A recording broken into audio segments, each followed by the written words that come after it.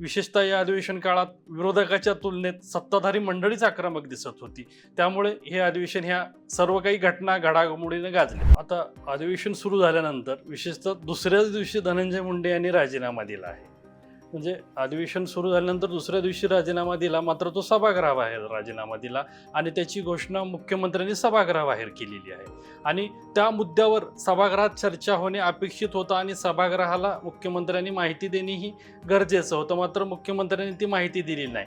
दुसरीकडं त्याच दिवशी विरोधकाऐवजी सत्ताधारीच आक्रमक झाले. धनंजय मुंडेंनी राजीनामा दिल्यानंतर धनंजय मुंडेच्या राजीनाम्याचा वर चर्चा न होता त्या समाजवादी पक्षाचे अबू आझमी यांनी औरंगजेबावर केलेल्या वक्तव्यावरूनच सभागृहात गोंधळ सुरू झाला.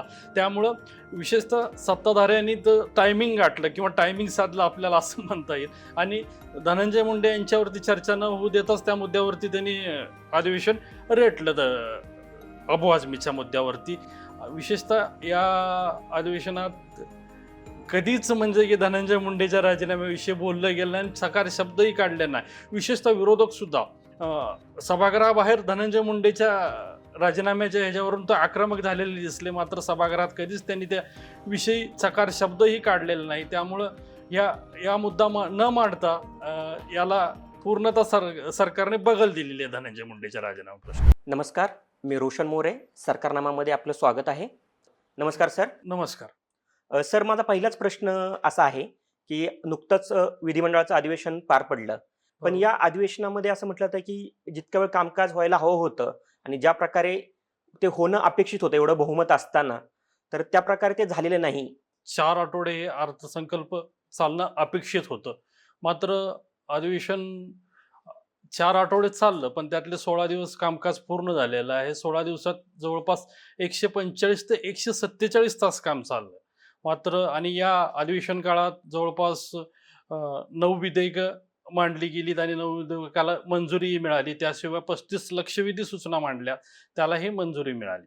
मात्र जे काही आपण महायुती सरकारकडे जे काही संख्याबळ किंवा बहुमत आहे, त्या तुलनेनं हे अधिवेशन झालेलंच नाही. कारण की महायुतीकडे असलेलं आपण जर बहुमत बघितलं तर विशेषतः अनेक मुद्दे किंवा अनेक नवीन घोषणा अधिवेशनात व्हायला हव्या होत्या, मात्र त्या होताना दिसल्या नाहीत कुठेही. आणि दुसरीकडं विरोधकांनाही चांगली संधी होती. विरोधकांनाही आपलं विरोध करायची किंवा प्रत्येक मुद्द्यावरती आपली भूमिका मांडण्याची आणि सरकारची कोंडी करण्याची संधी होती, मात्र तीही विरोधकांनी घालवली आहे. विशेषतः या अधिवेशन काळात विरोधकाच्या तुलनेत सत्ताधारी मंडळीच आक्रमक दिसत होती. त्यामुळे हे अधिवेशन ह्या सर्व काही घटना घडामोडीने गाजले. विशेषतः अधिवेशन थोडं भरकटल्यासारखंही वाटलं, कारण की अधिवेशनातले मुद्दे सोडून इतर मुद्द्यावरच जास्त काळ तिथं चर्चा झाली. मला तिकडे यायचंच आहे सर. धनंजय मुंडेंचा राजीनामा हा बरोबर अधिवेशनाच्या काळामध्ये झाला होता. त्याच्या आधी सरकारला बहुमत असताना संतोष देशमुखांची हत्या हे प्रकरण खूप जास्त म्हणजे सत्ताधारी आमदारांनीच लावून धरलं होतं. राज्यामध्ये त्याविषयी खूप जास्त चर्चा होत होती. धनंजय मुंडे राजीनामा देणार नाही देणार याविषयी खूप साऱ्या चर्चा होत होत्या. अंजली दंबानिया त्याच्याबाबत बोलत होत्या. पण ऐनवेळी अधिवेशनाच्या आधी म्हणजे जी सभागृहामध्ये माहिती देणं अपेक्षित होतं ती देवेंद्र फडणवीसांनी बाहेर दिली. तर धनंजय मुंडेंच्या मुद्द्यावरती सरकारची कोंडी झाली का आणि त्यांनी राजीनामा घेऊन सरकार बॅकफूटवर गेलेलं आहे हे सिद्ध केलं का? आता अधिवेशन सुरू झाल्यानंतर विशेषतः दुसऱ्याच दिवशी धनंजय मुंडे यांनी राजीनामा दिला आहे. म्हणजे अधिवेशन सुरू झाल्यानंतर दुसऱ्या दिवशी राजीनामा दिला, मात्र तो सभागृहाबाहेर राजीनामा दिला आणि त्याची घोषणा मुख्यमंत्र्यांनी सभागृहाबाहेर केलेली आहे. आणि त्या मुद्द्यावर सभागृहात चर्चा होणे अपेक्षित होतं आणि सभागृहाला मुख्यमंत्र्यांनी माहिती देणेही गरजेचं होतं, मात्र मुख्यमंत्र्यांनी ती माहिती दिली नाही. दुसरीकडं त्याच दिवशी विरोधकाऐवजी सत्ताधारीच आक्रमक झाले. धनंजय मुंडेंनी राजीनामा दिल्यानंतर धनंजय मुंडेच्या राजीनाम्याचा वर चर्चा न होता त्या समाजवादी पक्षाचे अबू आझमी यांनी औरंगजेबावर केलेल्या वक्तव्यावरूनच सभागृहात गोंधळ सुरू झाला. त्यामुळं विशेषतः सत्ताधाऱ्यांनी तर टायमिंग गाठलं किंवा टायमिंग साधलं आपल्याला असं म्हणता येईल. आणि धनंजय मुंडे यांच्यावरती चर्चा न होऊ देताच त्या मुद्द्यावरती त्यांनी अधिवेशन रेटलं. अबू आझमीच्या मुद्द्यावरती विशेषतः या अधिवेशनात कधीच म्हणजे की धनंजय मुंडेच्या राजीनाम्याविषयी बोललं गेलं आणि सकार शब्दही काढले नाही. विशेषतः विरोधक सुद्धा सभागृहाबाहेर धनंजय मुंडेच्या राजीनाम्याच्या ह्याच्यावरून तो आक्रमक झालेले दिसले, मात्र सभागृहात कधीच त्यांनी त्या विषयी चकार शब्दही काढलेला नाही. त्यामुळं या या मुद्दा न मांडता याला पूर्णतः सरकारने बगल दिलेली आहे धनंजय मुंडेच्या राजीनामा प्रश्नाला. सर, धनंजय मुंडेमुळं किंवा संतोष देशमुख यांच्या हत्येमुळं ज्यामध्ये घटना घडल्या किंवा ज्या प्रकारे ती घटना घडली, हत्येचं प्रकरण समोर आलं, नंतर त्याचे फोटो समोर आले. त्यामध्ये धनंजय मुंडेंचा थेट हे नाही असं म्हटलं गेलं. पण आणि धनंजय मुंडेंनी राजीनामा देताना मी तब्येतीच्या कारणाने देतोय असं म्हटलं गेलं. पण या सगळ्या प्रकरणामध्ये शिवाय सोमनाथ सूर्यवंशीची पण पोलीस कोठडीमध्ये हत्या झाली, पोलिसांच्या मारहाणीमध्ये मृत्यू झाला. तर ह्या सगळ्या ह्याच्यामध्ये सरकारची प्रतिमा कुठेतरी खराब झाली का? हां, अगदी अधिवेशन सुरू होण्यापूर्वी या 2 घटना गाजतच होत्या आणि विशेषतः जर बघितलं तरी राज्य सरकारचं हिवाळी अधिवेशन ज्यावेळेस सुरू झालं म्हणजे की डिसेंबर महिन्यात, त्यावेळेसपासून ह्या 2 घटना घडून गेलेल्या होत्या. त्या ठिकाणीही विरोधकांनी या दोन्ही मुद्द्यावरून कोंडी केली होती सरकारची. मात्र त्यावरची चौकशी सुरू आहे. चौकशीत निष्पन्न झाल्यानंतर आपण कारवाई करू, असं उत्तर सरकारकडून दिलं होतं. मात्र मधल्या 3 महिन्याच्या काळात सत्ताधारी असोत वा विरोधक असोत यांनी हे दोन्ही मुद्दे लावून धरले होते. विशेषतः संतोष देशमुख हत्या प्रकरणानंतर राज्यभरात ठिकठिकाणी मोर्चे निघाले. त्यामुळे तर वातावरण अगदीच अ, बदलून गेलं होतं.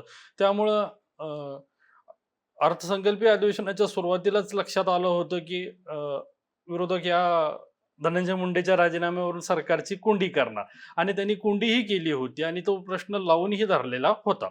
त्यामुळं मला ह्या दोन्ही प्रश्नावरून वाटतं तसं, परंतु विरोधकांनी अर्थसंकल्पीय अधिवेशनात भूमिका घेतलेली नाही. विशेषतः धनंजय मुंडेचा राजीनामा तर दुसऱ्याच दिवशी झाला. त्यामुळं यातून सर्व काही निष्पन्न झालेलं आहे. सर, धनंजय मुंडेंचा राजीनामा म्हणजे आपण आता मी ज्या प्रकारे सुरुवातीला म्हटलो की सरकार बॅकफूटवर गेलंय का? ऍक्च्युली सरकार बॅकफूटवर आहे की राष्ट्रवादी काँग्रेस बॅकफूटवर आहे? कारण की धनंजय मुंडे पाठोपाठ आपले जे कृषी मंत्री आहे राष्ट्रवादी काँग्रेसच्या कोट्यातनं जे कृषी मंत्री झालेले माणिकराव कोकाटे, यांनाही न्यायालयाने शिक्षा दिली होती. ते अपात्र ठरतात का काय, आमदारकी त्यांची जाती की काय, अशी स्थिती निर्माण झाली होती. शिक्षेला स्थगिती मिळाली, नंतर ती कमी झाली, त्यामुळे त्यांची आमदारकी वाचली. पण याच्यामुळे एकंदरीत महायुती सरकारमध्ये राष्ट्रवादी काँग्रेसची प्रतिमा म्हणजे थोडी जड जातीये का, किंवा त्यांच्यामुळे सरकार अडचणीत येत आहे का, याविषयी काय वाटतं? सरकार अडचणीत म्हणण्यापेक्षा कुठलाही जरी मंत्री असेल किंवा काहीही असेल तर ते शेवटी सरकारचंच अपयश असतं. एकंदरीत आपण जर धरलं तर पक्षापेक्षाही सरकारवरच त्या सगळ्या गोष्टी येतात. त्यामुळंच धनंजय मुंडेंना 3 महिने थोडंसं वाचवण्याचा सरकारकडनं प्रयत्न झाला. म्हणजे की त्यांचा डायरेक्ट इन्व्हॉल्वमेंट नसल्यामुळं सरकारकडनं यातून काही मार्ग निघतोय का किंवा काय होतंय का यामुळं मार्ग काढण्यात आला किंवा चौकशी समिती नेमलेली आहे किंवा चौकशी सुरू आहे असं सांगत त्यातून मार्गक्रमण करीत होतं. मात्र शेवटी अधिवेशन काळातच संतोष देशमुखच्या हत्येचे फोटो व्हायरल झाले. त्यामुळं नाईलाजास्तव धनंजय मुंडेंना राजीनामा द्यावा लागला.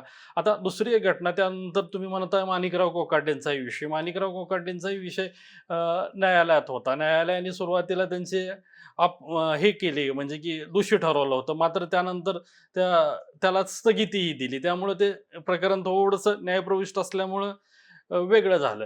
त्याच तुलनेत जर आपण बघितलं तर काँग्रेसचे आमदार सुनील केदार यांच्यावरही ते आमदार असताना न्यायालयाने त्यांना दोषी ठरवलं होतं. त्यानंतर 2 ते 3 दिवसातच त्यांनी अपात्रची कारवाई केली. मात्र तीच कारवाई करताना कोकाटेबाबत थोडासा वेळकाढूपणा झाला. 4-5 दिवसाची त्यांना संधी देण्यात आली की जेणेकरून की ते वरच्या कोर्टात जातील आणि त्यांच्या शिक्षेला स्थगिती आणतील अशा प्रकारे वेळ काढण्यात आला आणि त्या तुलनेत वरिष्ठ कोर्टाने त्यांच्या बाजूने निर्णयही दिला. त्यामुळे त्यांच्यावर काही कारवाई झालेली नाही किंवा त्यांना राजीनामाही मागण्यात आला नाही त्यानंतरच्या काळात. बरोबर. राष्ट्रवादीकडनं सर मला शिवसेनेकडे यायचंय, एकनाथ शिंदेच्या शिवसेनेकडं. जेव्हापासून देवेंद्र फडणवीस मुख्यमंत्री होणार त्यानंतर शिंदे दिल्लीला गेले, दिल्लीनंतर आले गावाला गेले, गावानंतर ते उपमुख्यमंत्री होणार नाही होणार या चर्चा चालू होत्या. त्यांनी उपमुख्यमंत्रीपद स्वीकारलं. नंतर ते असं त्यांच्या एकंदरीत बॉडी लँग्वेजवरून वाटत होतं की ते उपमुख्यमंत्री पदावरती खुश नाहीयेत. पण एकंदरीत नंतर ते हळूहळू स्थिर स्थावर होत असताना अचानक मिशन टायगर त्यांच्याकडनं राबवण्यात आलं. खूप सारे प्रवेश करण्यात आले. माझे आमदार त्यांनी आपल्या पक्षामध्ये घेतलं. एकनाथ शिंदे कम्फर्टेबल नाहीयेत का देवेंद्र फडणवीसांसोबत आणि त्यांचा डोळा मुख्यमंत्री पदावरती आहे का? अ, आपल्याला तसं आत्ताच काही म्हणणं उचित ठरणार नाही. परंतु महायुतीमध्ये काम करताना भाजप असेल, एकनाथ शिंदेंची शिवसेना असेल किंवा अजित पवारांची राष्ट्रवादी काँग्रेस असेल, तिन्ही पक्षांना आपल्या स्वतःच्या पक्षाची वाढ करण्याचा अधिकार आहे. त्या अनुषंगानं एकनाथ शिंदेनी आतापासूनच तयारी सुरू केलेली आहे. विशेषतः गेल्या काही दिवसातले झालेले प्रवेश बघता एकनाथ शिंदे यांच्याकडे येणाऱ्याचा ओढाही वाढत आहे आणि दुसरं सत्ताधारी पक्षाकडे येणाऱ्यांचा कल अधिक असतो आणि आता झालंय काय एकंदरीत जर बघितलं तर 132 आमदार भाजपचे निवडून आल्यामुळे भाजपकडचा कोटा पूर्ण झालेला आहे. त्यामुळं भाजपमध्ये आता सध्या कुणालाही एंट्री नाही किंवा काही मिळेल अशी शक्यता कमी आहे, कारण की त्यांच्याकडेच वेटिंग लिस्ट खूप आहे. त्यामुळे आता जर संधी कुणाला वाटत असेल तर एकतर एकनाथ शिंदे यांच्या शिवसेनेकडे किंवा अजित पवारांच्या राष्ट्रवादी काँग्रेसकडे संधी आहे. त्यामुळेच एकंदरीत लोकसभा निवडणूकचे निकाल लागल्यानंतर लोकसभेत महाविकास आघाडीचं पारडं थोडंसं जड वाटल्यानंतर जे काही इच्छुक मंडळी इकडं विधानसभेची आघाडीकडे आले. तिकीटसाठी गेली होती, ते परतीचा प्रवास त्यांनी सुरू केलेला आहे आणि परतीचा प्रवास सुरू केल्यानंतर अनेकाचा ओढा त्या एकनाथ शिंदेच्या शिवसेनेकडे दिसत आहे. विशेषतः गेल्या काही दिवसातले प्रवेश बघितले तर त्याच अनुषंगाने झालेले आहेत. त्यामुळं अजूनही येत्या काळात प्रवेश होऊ शकतात आणि मोठ्या प्रमाणात त्यांच्याकडं ती संधी आहे. दुसरं आता मुख्यमंत्री पदाचं तुम्ही म्हणत असाल तर प्रत्येकांना काहीतरी असतं, म्हणजे की आपल्याला व्हावं वाटतं किंवा करावं वाटतं आणि दुसरं महत्त्वाचं म्हणजे एकनाथ शिंदे यांच्या नेतृत्वाखाली विधानसभेची निवडणूक लढली होती. त्यामध्ये मोठं यशही महायुतीला मिळालं. त्यामुळं एकनाथ शिंदेंना अपेक्षा असणं साहजिकच आहे आणि त्या एकनाथ शिंदे काही अन्य कुणालाही मुख्यमंत्री व्हावे ह्या अपेक्षा असणारच आहेत. बरोबर आहे सर. विधानसभेचे निकाल खूप जे अपेक्षित होते किंवा ज्या चर्चा त्याच्यापेक्षा खूप विपरीत लागले. एकतर्फी विजय मिळवला. शिंदेची ताकद मर्यादित राहिली आहे, दादांची ताकद मर्यादित राहिली, ते सत्तेत असूनही भाजप खूप मोठा पक्ष ठरलेला आहे. अगदी तो बहुमताच्या जवळ आहे. तुम्ही 132 म्हणताय त्याप्रमाणे एक 10-12 आमदारांच्या ह्यानी ते स्वतः ह्याच्यामध्ये येऊ शकतील. पण आता येणाऱ्या स्थानिक स्वराज्य संस्थांच्या निवडणुका, विशेषतः महापालिकेच्या निवडणुका ह्या नोव्हेंबर-डिसेंबरमध्ये होण्याची शक्यता वर्तवली जाते. तर त्याच्यामध्ये हे दोन्ही पक्षांकडनं आपली ताकद वाढवण्याचा प्रयत्न केला जाऊ शकतो. अजित पवारांची राष्ट्रवादी आणि एकनाथ शिंदेची शिवसेना. अशा वेळेस भाजप ह्या दोघांना अडवण्यासाठी स्वबळावरती किंवा फक्त मुंबईपुरता एकनाथ शिंदेचा वापर करून तिथं फक्त ठाकरेंना बॅकफुटवर ढकलण्यासाठी शिंदेना सोबत ठेवेल आणि बाकी ठिकाणी स्वतः मजबूत होईल आणि या दोघही पक्षांना वीक ठेवेल असं वाटतंय का तुम्हाला? अ, आता तरी शक्यता तशी वाटत नाही, कारण की काय रोशन म्हणल्याप्रमाणे उन्हाळ्याच्या पूर्वी निवडणुका होतील असं वाटत होतं स्थानिक स्वराज्य संस्थेच्या, परंतु कोर्टाचाच निर्णय एप्रिल किंवा मे मध्ये होणं अपेक्षित आहे आणि त्यामुळं पावसाळ्यातील 4 महिने तर निवडणुका जून ते सप्टेंबरपर्यंत होत नसतात किंवा होणार नाहीत.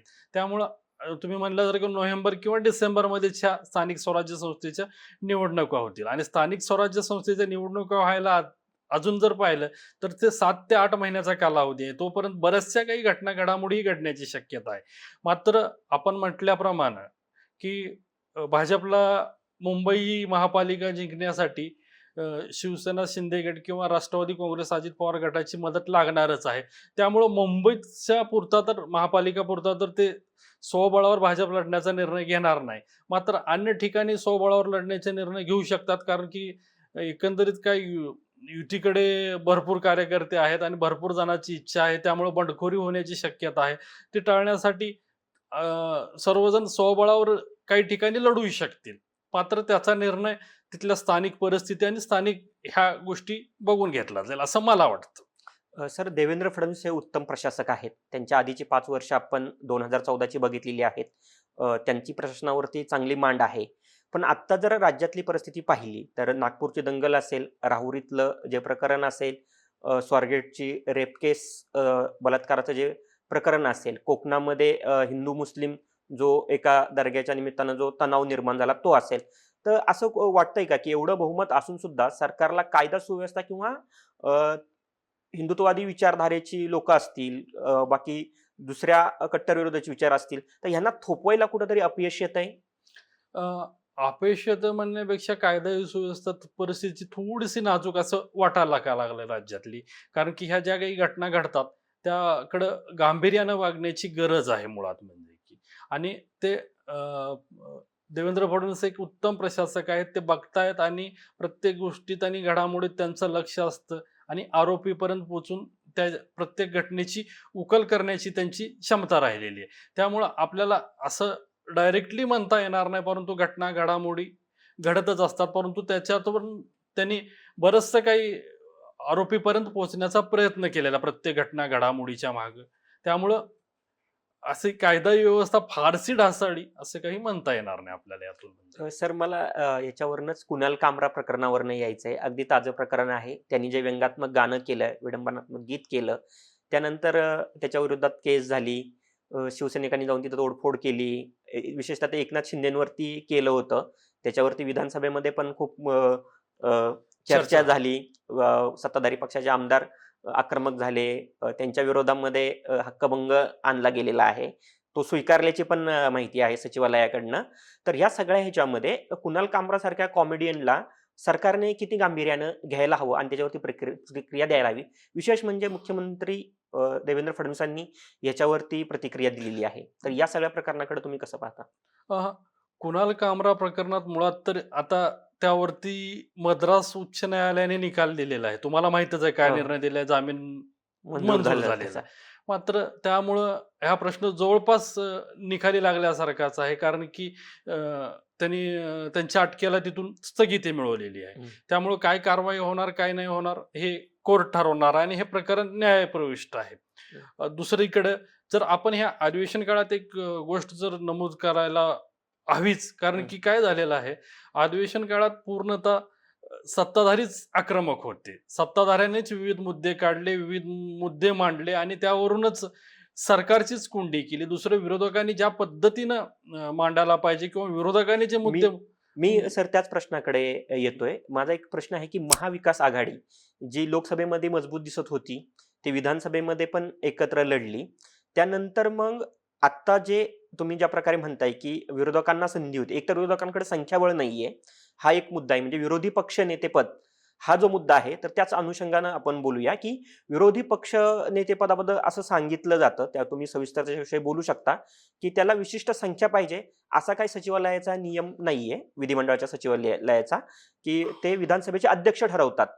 पण साहजिकच तो सत्ताधाऱ्यांशी चर्चा करून आणि एकंदरीत आपली महाराष्ट्राची जी परंपरा आहे, की सर्वानुमते असा तो निर्णय घेतला. आणि आपल्याकडे तसे दाखलेही आहेत, की शरद पवार जेव्हा मुख्यमंत्री होते, त्यानंतर त्यांनी समाजवादी पक्षातल्या लोकांना संधी दिलेली आहे. शेतकरी कामगार पक्षासारखा ज्यांच्याकडं बोटावर मोजण्याएवढे आमदार होते, त्यांना विरोधी पक्षाची संधी दिलेली आहे.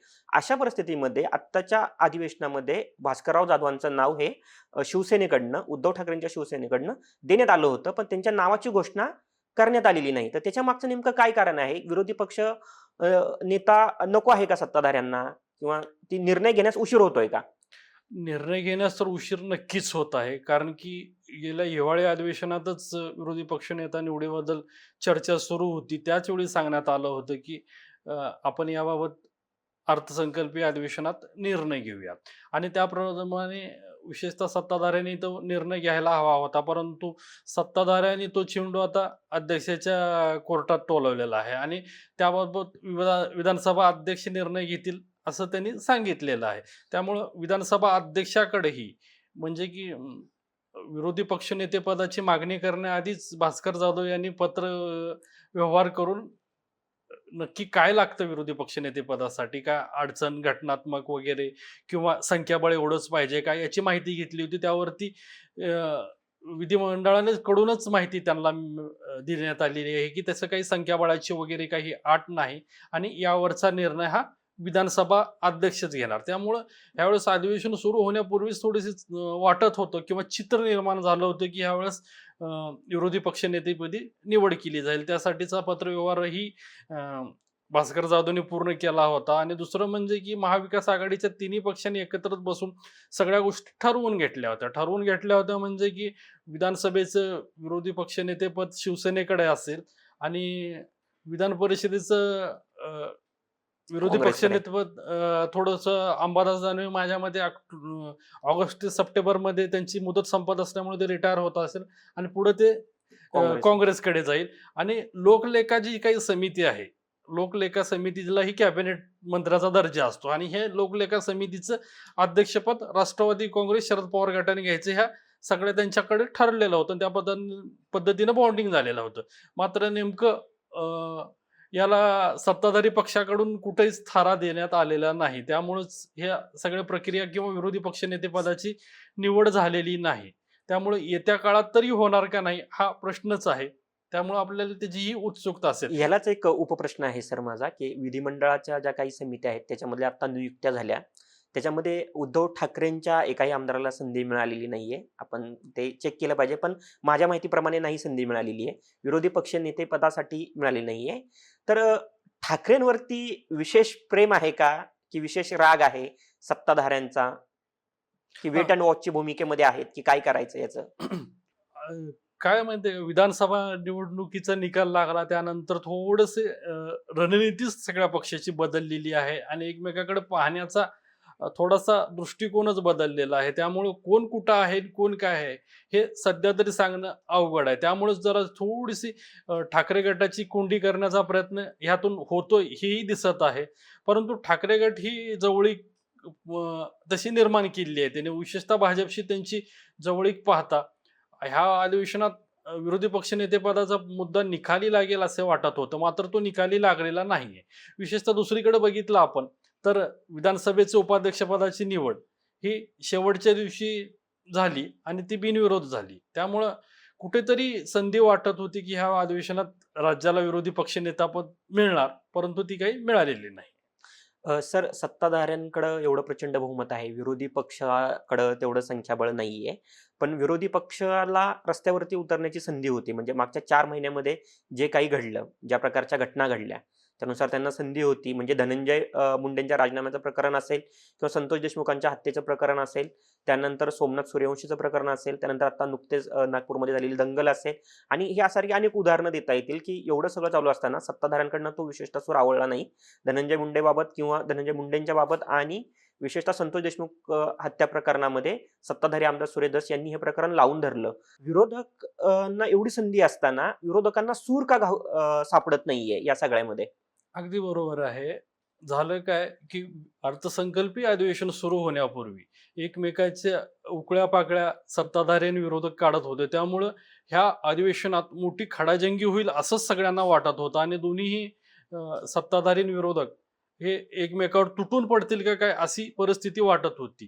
कारण की जी काही पद्धतीने विरोधकांनी सभागृहाच्या बाहेर रस्त्यावर उतरून आंदोलने केली, रस्त्यावर उतरून मुद्दे मांडले, त्यामुळे यावेळी सभागृहात विरोधक आक्रमक होतील असे वाटत होते. परंतु आक्रमक झालेले दिसले नाहीत. कारणही तसंच आहे. कारण की विरोधकाकडे म्हणावं तसं संख्याबळच नाहीये. विशेषतः 45 ते 46 आमदार आहेत विरोधकाचे आणि त्यातल्या त्यात ते सभागृहात किती उपस्थित राहतात हाही महत्त्वाचा मुद्दा आहे आणि सभागृहात ज्या पद्धतीनं वेलमध्ये उतरून किंवा आक्रमकपणे प्रश्न मांडायला पाहिजे त्याप्रमाणे मांडताना कुठेही विरोधक दिसलेले नाहीत. विशेषतः सत्ताधारी आक्रमक झाले, परंतु विरोधक काही आक्रमक झालेच नाहीत. यावेळेस मोठी त्यांना संधी होती, म्हणजे की विशेषतः विरोधकांना मोठी संधी होती, प्रश्नही होते आणि त्या प्रश्नावरती विरोधकांनी सभागृहाबाहेर रान पेटवलं होतं. मात्र सभागृहात कुठेच त्याविषयी चर्चा करताना किंवा प्रश्न मांडताना किंवा मुद्दे मांडताना विरोधक दिसलेच नाहीत. कारण की सगळी वेळ आहे ती सत्ताधाऱ्यांनीच मारून नेली आणि सत्ताधाऱ्यांनी त्यांचे प्रश्न व्यवस्थितरित्या मांडले, मुद्दे मांडले आणि विरोधकांना बोलूच दिलेलं नाही. विशेषतः तुम्हाला सांगितल्यासारखं त्यांची रणनीती किंवा स्ट्रॅटर्जी सत्ताधाऱ्यांची ठरलेलीच होती.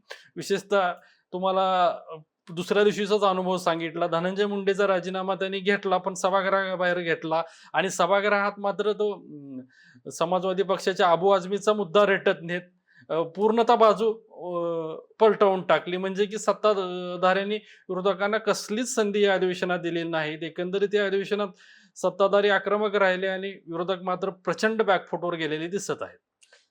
मला विरोधी पक्षामधल्या विशेषतः काँग्रेसकडे यायचंय. काँग्रेस महाराष्ट्रामध्ये दीर्घकाळ सत्तेमध्ये होता, स्वबळावरती होता. नंतर महाविकास आघाडी त्यावेळेस महाविकास आघाडी असं नव्हतं, आघाडी होतं. तर आघाडीच्या ह्याच्यामध्ये सत्तेमध्ये होता. सगळ्यात जास्त मुख्यमंत्री काँग्रेसकडनं दिलेले आहेत. तो पक्ष 16-18 पर्यंत संख्येवरती येतो. त्यांनी आता प्रदेशाध्यक्ष बदललाय सपकाळ. काँग्रेसची काय स्थिती आहे आणि काँग्रेसला खरंच सुधारणेला वाव आहे? काँग्रेस काय करतोय? काँग्रेसचे अंतर्गत काय चाललेलं आहे?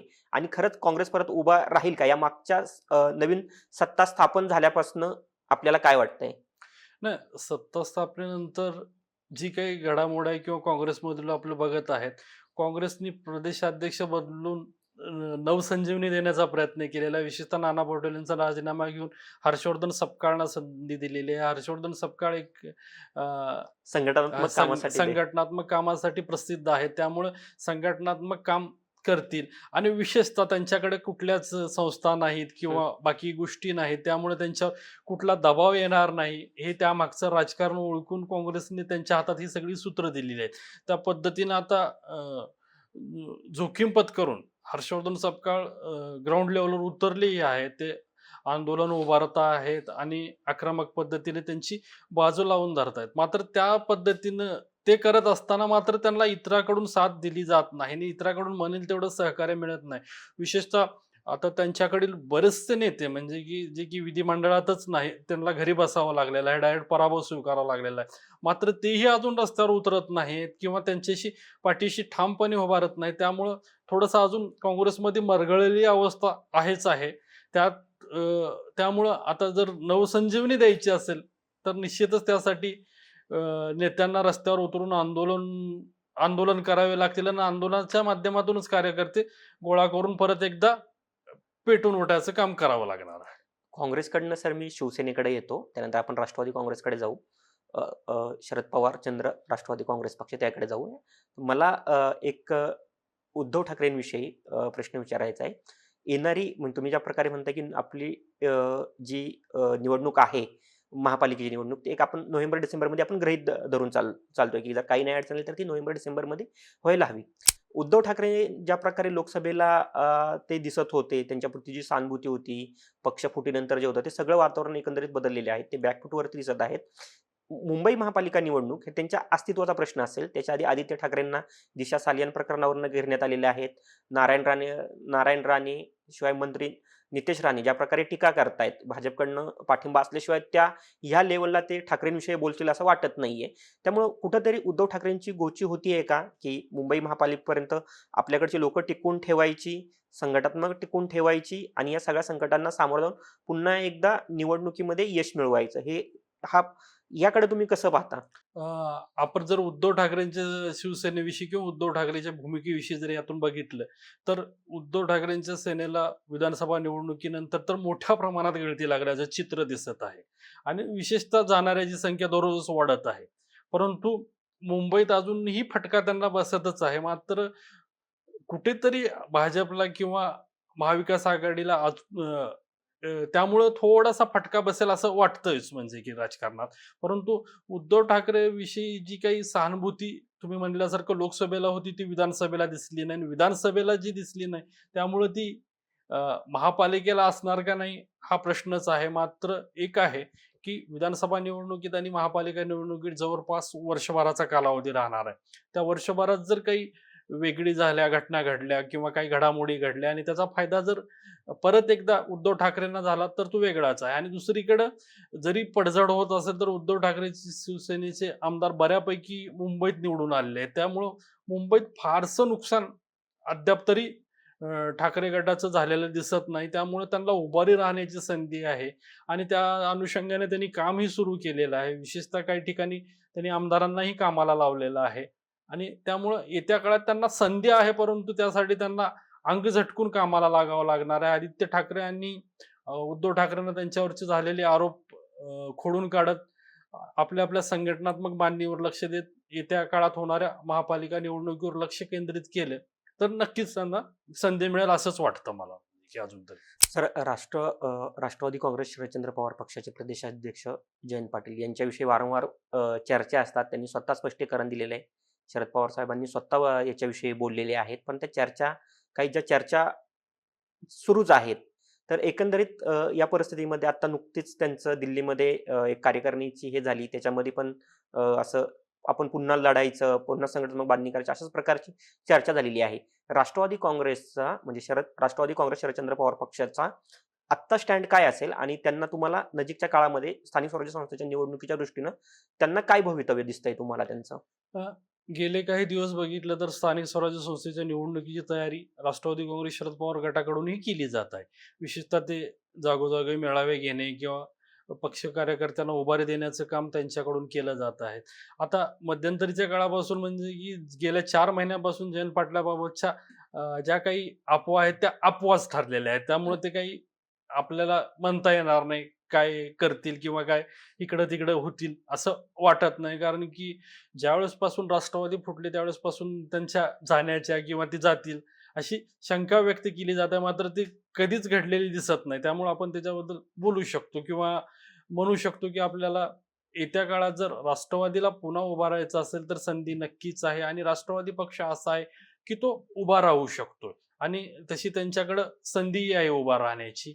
त्यामुळं राष्ट्रवादी काँग्रेसनेही अंग झटकून जर काम केलं तर येत्या काळात त्यांनाही संधी आहे आणि त्या संधीचं कितपत मिळालेल्या संधीचं सोनं करण्याची ताकद त्यांच्याकडे आहे. त्यामुळं राष्ट्रवादी काँग्रेसची भूमिका ही निर्णायक ठरणार आहे. सर मी परत एकदा सुरुवातीवरती येतो. अ, आपलं जे धनंजय मुंडेंचा राजीनामा, संतोष देशमुख हत्या प्रकरण या अनुषंगानं मराठवाडा खूप ढवळून निघालाय. जो पूर्वी जातीय तणाव वगैरे वाटत होता, तो आत्ता तशा बातम्या किंवा आत्ता तशा काही चर्चा नाहीये. तर धनंजय मुंडेंच्या राजीनाम्याचा आणि संतोष देशमुख यांच्या हत्येच्या प्रकरणानंतर मराठवाड्यातलं जरी आता निवडणुका झाल्या तरी राजकारण बदललंय का मराठवाड्यातलं?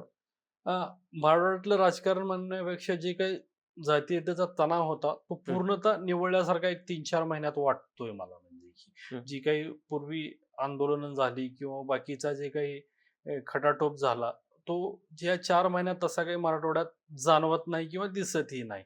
आणि त्यानंतरही मोठे मोर्चे किंवा काही घटना झालेल्या नाहीत. फक्त गेल्या 4 महिन्यातून जर म्हणलं तर आपण त्या संतोष देशमुख प्रकरणामुळं जागोजागी मोर्चे निघाले. संतोष देशमुखच्या हत्येचा निषेध नागरिकांनी उत्स्फूर्तपणे केला. त्यांच्या घटनेच्या निषेधार्थ मोर्चे काढले आणि लोक रस्त्यावरही आलेले दिसले. परंतु ती एक घटना होती आणि घटनेच्या नंतर त्याच्याही हे स्वाभाविकच आहे. म्हणजे की ज्या घडलेली घटना आहे त्याच्या विरोधात लोकं सहानुभूतीने रस्त्यावर उतरले. सर ह्या अनुषंगानं एक मनोज जरांगे फॅक्टर हा लोकसभेच्या आधी, विधानसभेच्या आधी ज्या प्रकारे दिसत होता, त्यांना पाठिंबा मिळत होता. त्यांचं राजकारण एक काही काळासाठी आपण बाजूला ठेवूया त्याच्यामागचं, की लोकं उभी करणं, मी उमेदवार देणार आहे, नंतर ते न घेणं. त्यांना ज्या प्रकारे पाठिंबा मिळत होता निवडणुकीच्या आधी, तसा पाठिंबा तो दिसत नाहीये. त्याला सुरेश धस कारणीभूत आहेत का? कारण की ज्या प्रकारे ते या संतोष देशमुख प्रकरणामध्ये ज्या प्रकारे ते आवाज झाले या सगळ्याचा, धनंजय मुंडेंविषयी आक्रमक झाले, या प्रकरणाविषयी आक्रमक झाले, अनेक गोष्टी त्यांनी बाहेर काढल्यात. त्याच्यामुळे सुरेश धसांमुळे मनोज जरांगे थोडेसे बाजूला पडलेत का? की मनोज जरांगेंची जी आरक्षणाची जी लढाई होती तीच बाजूला पडल्यामुळं ही स्थिती निर्माण झाली आहे? अगदी बरोबर आहे.